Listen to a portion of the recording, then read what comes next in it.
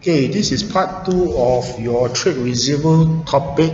Now go to workbook page 127, exercise 3, question 1. Okay, after truth trading, they show you impairment 3006 opening balance. So you have to clock that in. Impairment allowance is a credit account because it's supposed to credit off from your trade receivable, right? So we list the trade receivable review list every financial year 7,000 of the following balance.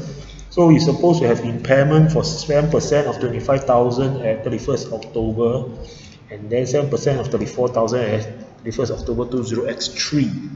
But before that happens, there's one transaction here in 16 June 20x2. Declare bankrupt and write off. So what is this transaction for the 1,008 down here? Okay, so the journal for 1A2, that transaction. Since you declare bankrupt, every time you write off a trade receivable, you have to reduce the amount. So to clear the trade receivable, you credit 1,008 and you debit impairment loss. Okay, so that, having said that is done, then after that you have to settle what?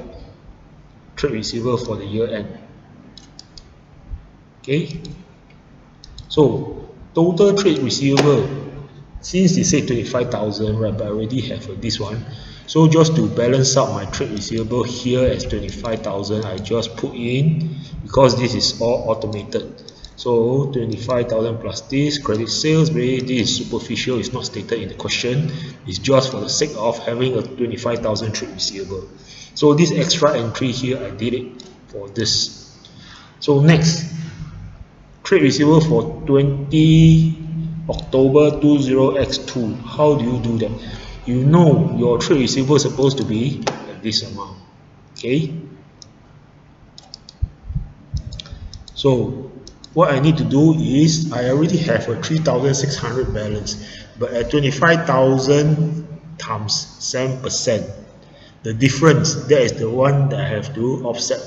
So that's why this formula 3,006 minus 25,000 times 7%. So I get 1850, and the effect is I allow my trade allowance for impairment to be at 1750, which is 7% of 25,000. Okay, so this is the entry that I'm supposed to do. So the net effect is a reversal. This is not impairment loss, but it's a 50. So it's plus 50 instead of minus 50. Okay, so going down to the next year. Now the balance for trade receivable is 34,000, right? Okay, let's have my opening balance first. Okay, my opening balance from previous year was 1750 down here. Now it's 1750 opening balance. Okay, and then I know it's 34,000, so of course I just fudge it. Sales 34,000, and I have a trade receivable of 34,000 down here. See the formula? Okay, so now what do? I have a balance here, but my balance is supposed to be this. Okay, 7% of 34,000 is 2380. So the same thing like what I did for the previous year. I have to formularize it. 7% of 34,000 minus whatever balance I have in my trade receivable 1750, that is the entry I will post. So my impairment loss will be 630 for the year. At the same time, my impairment allowance will be 7% of 34,000. That's it. That is how trade receivable works and allowance for trade receivable works.